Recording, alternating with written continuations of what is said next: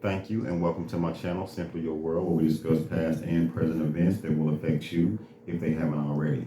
Tonight, we're going to be talking about something called virtuous pedophilia. Now, to me personally, I don't see how you can have something that means high moral standards in the same sentence with the word pedophilia, but this is what we've come to, so this is what we're going to discuss. Virtuous pedophilia is the practice or belief or feeling or emotion, whatever you want to categorize it as, of being sexually attracted to children, self-proclaimed, self-admitting, outwardly admitting that they're sexually attracted to children, but they have never acted on this feeling. But say they're monsters, they know they're monsters on the inside, but don't have traction. I say that because tonight we're going to highlight this guy named Todd, and he is a self-proclaimed non-offending pedophile who says that he's never watched child porn, he's never engaged in any child underage activities, but yet he thinks about it, and he belongs to forums, and he wants better treatment for non-offending pedophiles.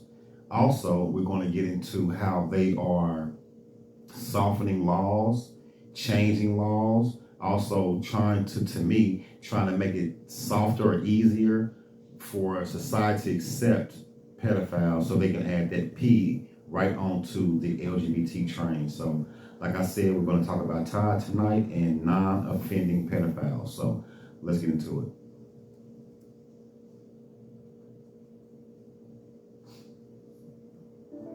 I am a pedophile. I'm not a monster. I have the traction, but I don't act on it.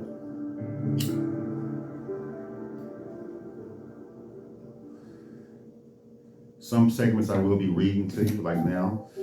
In September 2015, Todd Nickerson wrote an online essay in which he described his life as a virtuous pedophile. Barcroft TV spent 2 days with him to investigate. I am Todd Nickerson. I'm a non-offending pedophile. I have never ever sexually abused a child. I never will. I do not look at child porn. I never will. I obey the laws. I respect the laws. I respect society's position on this. I understand it and agree with it. I am part of one of the most hated groups of society. No question about it. We are the scapegoats du jour. If you look at history, there's always one minority that seems to be the one that everybody kind of persecutes, and I think we're it. I'm campaigning for better treatment of people like me. We're non-offending pedophiles. Not all pedophiles are child molesters, and not all child molesters are pedophiles. Pedophile is, strictly speaking, is just somebody who has the sexual attraction to children. They may act on it, they may not. Pedophiles come from all walks of life. We come from all sorts of economic backgrounds, different occupations, and we look like everybody else. There are a lot of teachers and people that who do work with kids, but I think most of us just hold regular jobs. Now, what I want to say about that part is, out of all the things that I could say, the main thing that I'm thinking about is this guy is your teacher. What about not your teacher, but your kid's teacher, or your kid's music teacher, or coach, or your neighbor next door, or just the grocery store at the clerk you've been knowing for 10, 15 years, and you just never know what they're thinking. Or you bring your daughter in or your son, because I want you to notice he never said nothing about boy or girl.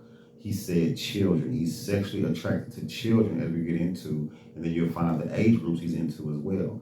So what is stopping this guy from attacking your child? What I believe is, I don't want to kind of jump the gun, but what I will say is this: as laws become easier and softer, these guys who claim to be non-offending because they are knowledgeable of the laws and societal norms, they haven't acted on it. But soon, I like to call these people pedophiles in reserve, because as the ceiling drops, they will step over that bar and start to act on those feelings they have on the inside. So let's get back into it. How would you say you managed to control your sexual urges? A lot of people think that if you're attracted to kids that you have some kind of unusual degree of urge to go out and attack kids, and it's not like that. Most people, when they see somebody they're attracted to, do they automatically think, oh, I want to jump on them and have sex with them? So it's the same with us. It's just, we just happen to be attracted to kids. How can anyone even admit that they are sexually attracted to kids and not be committed to some type of asylum or hospital? So you telling me that he can be a monster but not have traction or not act on it? So I guess I can say I'm an NBA player, but I just haven't acted on it. I'm an astronaut, I just haven't acted on it. What else? Just anything you think of. You know what I mean? I'm a serial killer, but I just haven't acted on it. None of that makes sense. If I wrote a letter saying that I'm gonna kill it, I want to kill everybody, but I feel like I want to kill, but I'm repressing it because of societal norms. How fast will I be locked up? Very quick. I mean, that's a given. Everyone knows I'll be attacked and ostracized from my own community, right? Even if I just utter those words. But like I said, we're going to get into it, and I'm going to show you how he even campaigned and was actually actively searched out forums for people that want to legalize pedophilia. So let's get back into it. What age groups are you attracted to?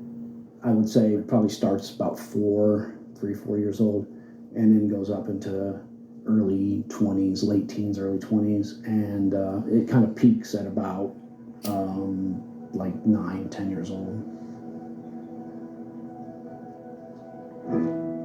Tyler Mitz belongs to internet forums in the past where the majority of members were in favor of legalizing sexual contact with minors.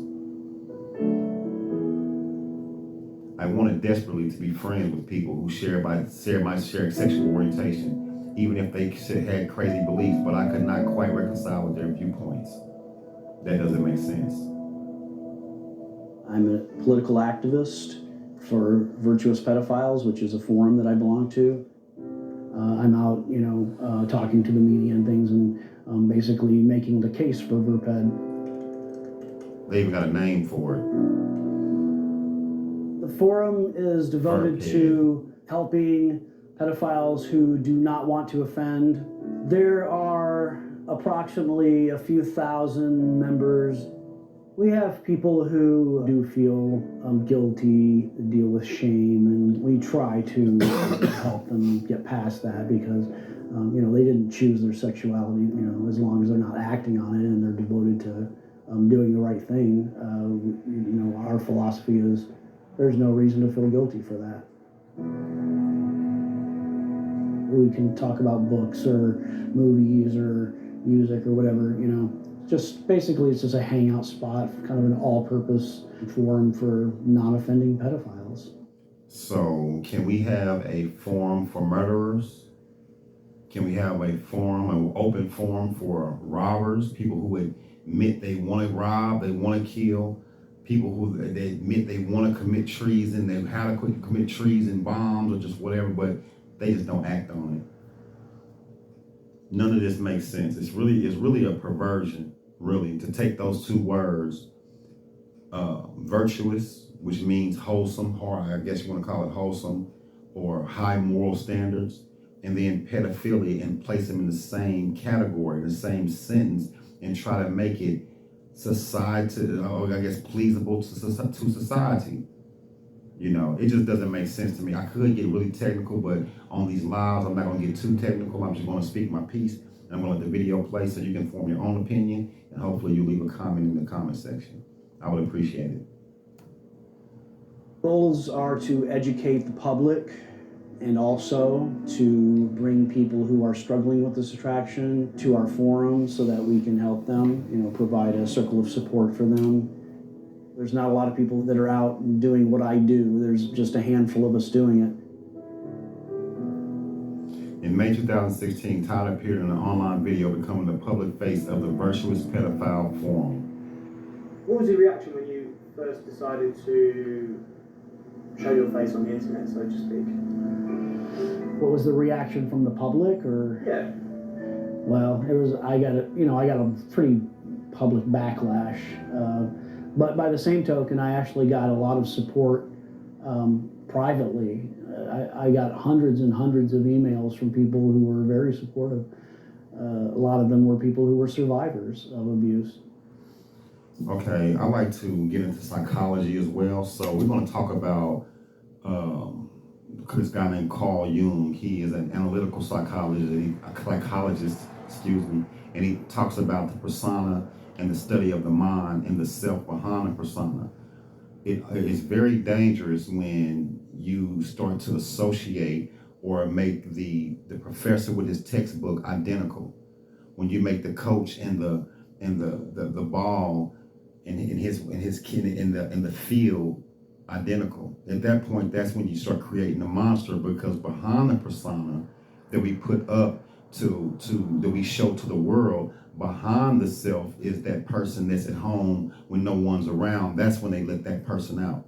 Or when they find forums like this that they can actually confide in each other and speak about their certain tendencies they have. And then, like I said, when the ceiling drops or when legislation makes it easier or more lax for these people to come out of the woodworks, they definitely will. So let's get back into it. About your own personal safety in putting yourself in the public eye. You know, I used to be worried about my safety, and I do take some precautions. I carry this pocket knife with me just in case I ever get attacked. It's never happened, but you know, I've got it if I need it. It's a spring blade. There might be some crazy out there who decides to attack me. Plus I have this, so you know, that tends to deter most people. I know you can't see it, but I advise you to visit the Truly page. It's Truly, Truly channel. They got some really good content out there, so if you want to see something different, I advise you to go check them out. This video is called Inside the Life of a Virtuous Pedophile. And when he said I have this, he was born with one arm. So his right arm was born short. So he has like this hook that he can actually take on and take off. So that's what he meant by he has this along with the pocket knife to defend himself. So let's get back into it. I was born without my right hand. It just didn't grow properly. I have to wear this. Slips right back on. There was one event that basically hammered it home for me. I call it my eureka moment. It was the moment I realized I'm interested in these younger girls. I was 13, and a neighbor had come over to visit. He had brought his little daughter with him. She was probably about 7 or 8 years old. I was sitting in the living room drawing, and I just remember looking up and just being blown away by how beautiful I thought she was. Initially, I repressed the feelings, you know, especially in my teen years. Because I was a regular at a church, I had asked God to take it away, and you know, I kind of felt like He had. And as I started aging and realized that the age of the girls I was attracted to were staying the same, that's kind of when I realized, you know, this was going to be a problem. I went out with a girl when I was 20 years old, so she was 26. She was very petite, so she was my type physically, or I thought, you know, at the time. At this time, I still wasn't really that attracted to adults, but I thought, well, maybe I can make this work, you know. We dated for about 3 weeks. I kept putting sex off. Finally, I gave in. We tried it. It just didn't work. And I went on a couple of dates after that with a couple of girls, but you know, it never really got past that first date stage, and it just, my heart wasn't in it. For all intents and purposes, I am a virgin. You know, I've never had full-blown sexual intercourse. It just hasn't happened. You had suffered abuse as a child. Can you tell us about that? I came over to visit my grandmother. There was a guy that they didn't really know him that well. He was an acquaintance. And she asked me if I would take him outside to show my grandpa's garden. He went out to the side of the garden and sat down on the ground and patted the ground, indicating he wanted me to sit by him. And so I did. And then he just basically touched me. So it was a one-time event. I wouldn't say that it was the only thing that led to my sexuality. I would say there was probably a lot of other things that led me in that direction. But yeah, I think it was probably a contributing factor. Now, here's what I'm thinking. When he says, all right, he says he's never touched children, so he's not completely mentally ill. But he does, to me, the traumatic experience that he had locked him into a phase. And this is what I'm thinking. He's seen the little girl around 13 years old. She was younger than him. He knew that he couldn't mess with her, but yet that's the first girl that piqued his interest, got those juices flowing, so to speak. But he knew he couldn't go there. But that piqued his interest first sexually. Then, by his own testimony, he was touched by another guy, which he knew he couldn't go there. You know what I mean? But yet he's never had sex at all. But the little girl, like he said, the girls he stayed attracted to was the age wasn't growing. You know what I mean? So to me, it's almost like I said, it was a traumatic experience that happened in his life. Whether it was to my degree, it wasn't that traumatic, but to him, it maybe was on 10. You know, so to speak. So when he seen that little 7-year-old girl, and when he got touched, to me, like I said, it left him in a great area between the things he know he should or should not be doing and the things that he wants to do, and having knowledge of the moral, the laws that govern society. So let's get back into it. You know, I am a pretty reclusive person by nature, so I don't interact with the public that much anyway. You know, I don't go out of my way to be around children. If they're around me, then they're around me. It happens. You can't completely cut yourself off. My niece, and my friend's daughter did that one. A friend's daughter did that one, and then a friend's daughter did that one. And they're okay with that? Yeah. Yeah, because they know I am no danger to them. You know, I'm probably safer with me than they are with, a lot of non-pedophiles. But you are not. I have a pretty healthy imagination. I think it helps me to process my sexuality in healthy ways that don't involve any real children. A lot of my So basically, I'm gonna let him keep talking, but basically what he's saying, he may see a child somewhere or see your child somewhere, don't say nothing, be a complete gentleman, but when he get home, whack off to the thought of your kid. I'm just like, anyway, let's keep going. Actually revolve around kids who are more powerful than I am. Is this idea of super powered kids, who are able to consent, because they're just super smarter. They could just crush me, if I hurt them.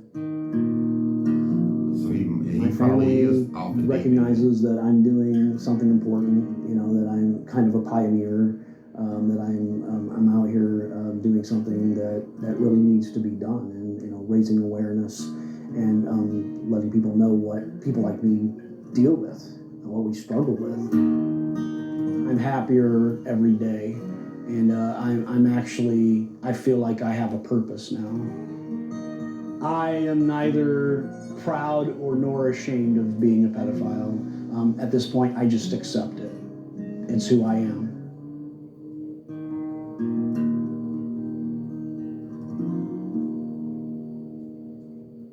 And these are the people that, like I said, are in your schools, in the courts, in the church. And please don't think they're not in the church. They are your next door neighbors, okay?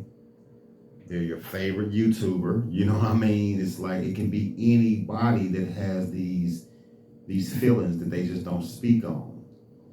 You know what I mean?